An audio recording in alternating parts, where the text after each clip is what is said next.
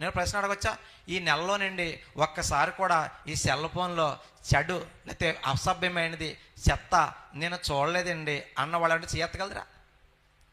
చూసారా ఎంత స్థితిలో ఉన్నాం మనం.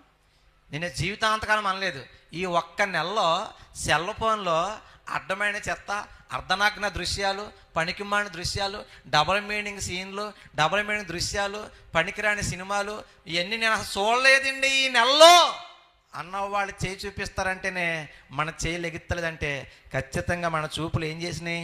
చూడకూడని వాటిని చూసేసినాయి. బైబిల్లో ఉంటుంది, నీ దేహమునకు దీపం పూర్తి చేయాలి మీరు కన్నే.